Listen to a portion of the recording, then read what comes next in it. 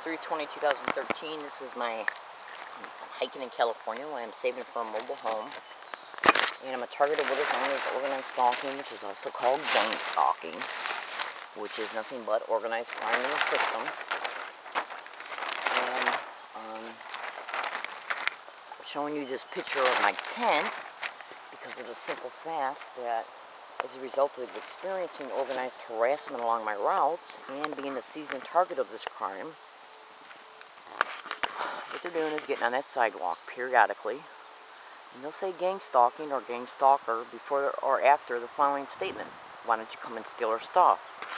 And this is done to anchor fear that my things will be stolen when I'm gone for the day. Literally. Because organized gang stalking, what they want to do is keep you in a mental neural loop in reference to their fear-mongering. Now, in order to try and break you down, go to Google and type in organized stalking or gang stalking and how they deliberately and intentionally, with complete malice, aforethought, and criminal intent, make targets homeless. If you research gang stalking or organized stalking and homelessness created of targets, if you do an honest, meticulous research concerning that statement, you'll see that that's one of their main methods that they utilize towards targets to make them homeless. It's eventually done to co-opt their finances, to exploit their insurance, and exploit a target section in a syndicated run group home by trying to claim that they're crazy because they're complaining about being harassed along their routes by strangers. Yeah, organized harassment directly connected to organized gang stalking. And the fact they'll try and also say that they're either a threat to themselves or others, because they try and provoke you along all your routes, and because you're homeless and won't get out of it. Even though they'll literally rent apartments next to you, above you, or below you. Google that. Or they'll get landlords and property owners on board. Google that. Or they'll use postal employees to steal or delay your rent. Google that and cross-reference it to gang stalking. I'm in San Diego, California. I expose these details concerning these expeditions so people can research them, cross-reference the information they come up with, synthesize it, and they'll clearly be able to see that all my statements are factual realities, so they can know the truth concerning me and my fellow targets. Okay?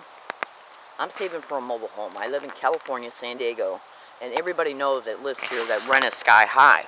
So what I decided to do is not only expose the criminality that's happening to me, but to also use the money that I do get every month to save it for a mobile home, okay, while trying to find an uncorrupted lawyer.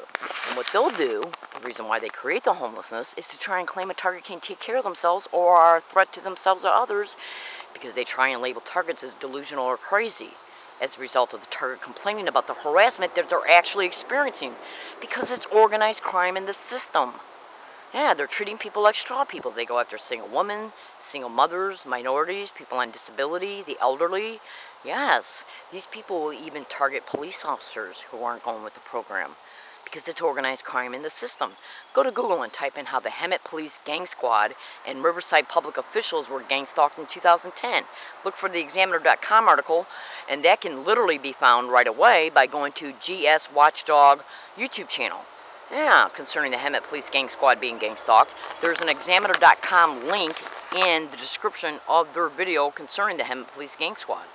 And if you research that Examiner.com article, you'll see satellite surveillance being used in order to be able to surveil the Hemet Police Gang Squad and the Riverside public officials to set them up to be heard, possibly murdered.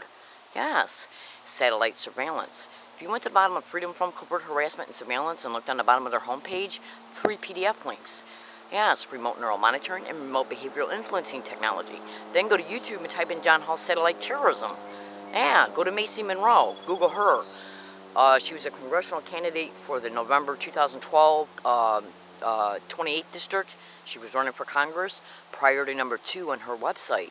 Satellite technology being used for mind control and the 13th Amendment she talks about. Because the remote neural monitoring is directly attached to neural enslavement. Yes. If you research the remote neural monitoring file, at the end of the file, it's got some attachments in reference to resources. Look at how one of the resources says Christians Against Mental Slavery. I'm in San Diego, California. I expose the truths concerning these crimes so people will know the truth, so they can make informed decisions to protect their loved ones and to know what's happening to me and my fellow targets.